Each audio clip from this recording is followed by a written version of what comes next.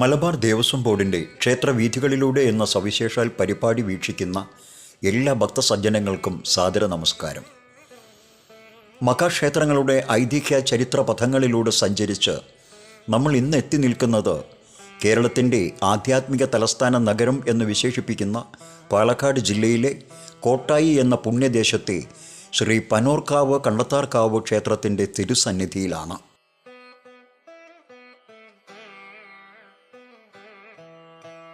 ഒരു കാലത്ത് നിബിഡവനത്താൽ ചുറ്റപ്പെട്ട് കിടന്നിരുന്ന ഈ പ്രദേശത്ത് ശാശ്വതമായ ലോകസമാധാനത്തിനും ക്ഷേമത്തിനുമായി ദേവതകളും ഋഷിമാരും തപസ്സനുഷ്ഠിച്ചിരുന്നു. തപസ്സിൽ സന്തുഷ്ടയായ ദേവി അവരുടെ മുൻപിൽ പ്രത്യക്ഷപ്പെട്ട് വേണ്ട വരം നൽകുകയും ചെയ്തു.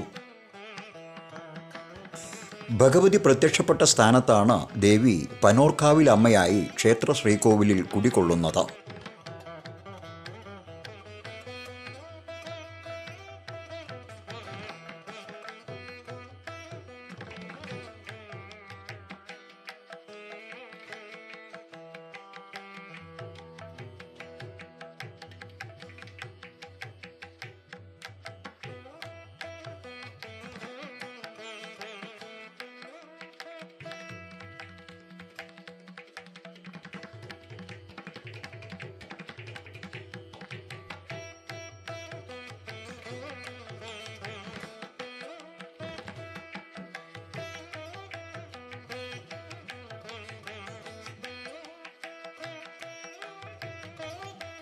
കണ്ടത്താർക്കാവ് ക്ഷേത്രം എന്ന പേരുപോലെ തന്നെ ഒരു കാവിൻ്റെ അന്തരീക്ഷത്തിലും കുളിർമയിലുമാണ് ഈ ക്ഷേത്രം. വർഷങ്ങൾക്ക് മുൻപ് കൃഷിഭൂമിയായിരുന്ന ഇവിടെ കൊയ്ത്തിനായി എത്തിയ ഒരു സ്ത്രീ സ്വർണ്ണാഭരണ വിഭൂഷിതയായ അതീവ സുന്ദരിയായ ഒരു സ്ത്രീയെ കണ്ടു.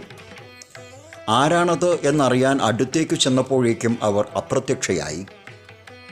കൊയ്ത്തിനായി എത്തിയ സ്ത്രീ ഈ വിവരം അടുത്ത മനയായ ഒളപ്പമണ്ണ മനയിൽ ചെന്ന് അറിയിക്കുകയും അവിടുത്തെ വേദജ്യോതിഷികൾ ദേവീ സാന്നിധ്യം തിരിച്ചറിയുകയും ചെയ്തു.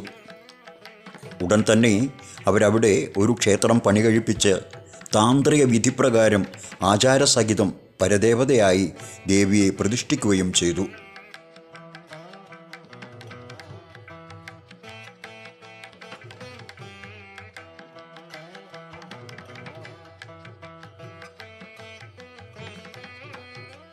കണ്ടത്താർക്കാവ് ക്ഷേത്ര ശ്രീകോവിലിൽ ഭഗവതിയോട് ചേർന്ന് അമാനുഷിക ശക്തിയുള്ള ദേവിയുടെ പരമഭക്തനും ഉപാസകനുമായ കണ്ടത്ത് രാമൻ്റെ പ്രതിഷ്ഠ കൂടിയുണ്ട്. പനോർ ഭഗവതിയുടെയും കല്ലടിക്കോട് നീലി ഭഗവതിയുടെയും പരമഭക്തനായിരുന്നു കണ്ടത്ത് രാമൻ. അദ്ദേഹം കൈകൂപ്പി ഭഗവതിയെ ഒന്ന് വിളിച്ചാൽ സർവാഭരണ വിഭൂഷിതയായി ദേവി അദ്ദേഹത്തിൻ്റെ മുൻപിൽ പ്രത്യക്ഷപ്പെടും എന്നത് അദ്ദേഹത്തിൻ്റെ നിഷ്കാമ ഭക്തിയെയും ദേവി ഉപാസനയുടെ മഹിമയെയും നമുക്ക് മനസ്സിലാക്കി തരുന്നു. കണ്ടത്ത് രാമൻ്റെ അകാല മരണത്തിന് ശേഷം ഭഗവതിയുടെ ചാരത്തായി അദ്ദേഹത്തെ പ്രതിഷ്ഠിച്ച് ആരാധിച്ചു വരികയും ചെയ്തു. ആയുരാരോഗ്യ സൗഖ്യത്തിനും സമ്പൽ സമൃദ്ധിയാദി ഐശ്വര്യങ്ങൾക്കുമായി കണ്ടത്ത് രാമനോട് പ്രാർത്ഥിച്ചാൽ തൽക്ഷണം അത് ഭഗവതി കൈക്കൊള്ളുമെന്നാണ് ഭക്തരുടെ വിശ്വാസം. ആ വിശ്വാസം തെറ്റിയിട്ടില്ല എന്ന് നിത്യവും ഒഴുകിയെത്തുന്ന ഭക്തരിലൂടെ അത് ബോധ്യമാവുന്നു.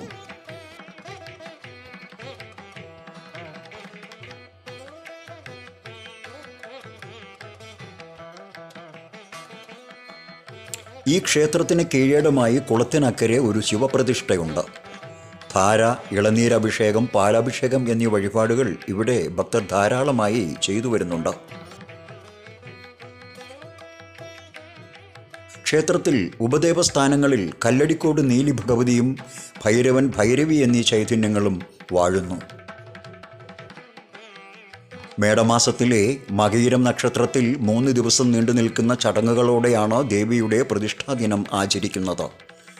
പ്രത്യക്ഷ മഹാഗണപതി ഹോമം, ഉദയാസ്തമന പൂജ തുടങ്ങിയവയാണ് ഇവിടുത്തെ പ്രധാന ചടങ്ങുകൾ. എല്ലാ വർഷവും ഓഗസ്റ്റ് 15 ക്ഷേത്രത്തിൽ ഗജവീരന്മാർക്ക് ആനയൂട്ട് നടക്കാറുണ്ട്. ചാന്താട്ടമാണ് ഭഗവതിയുടെ ഇഷ്ട വഴിപാട്. വിശാലമായ ക്ഷേത്രകുളത്തോട് ചേർന്ന് നിലകൊണ്ടിടുന്ന ക്ഷേത്രത്തിന് പച്ചക്കുട വിരിച്ച് കുളിർമയേകി തണൽ ഭാഗി നിൽക്കുന്ന വൃക്ഷലതാദികൾ പോലെ ഇവിടെ ഭഗവതിയെ തേടിയെത്തുന്ന ഓരോ ഭക്തർക്കും അമ്മ മാതൃഭാവത്തിൻ്റെ മഹനീയ മാതൃകയായി സാന്ത്വനമായി അവരുടെ ജീവിതത്തിന് താങ്ങും തണലുമേകുന്നു എന്നത് ഒരു മഹാസത്യമാണ്.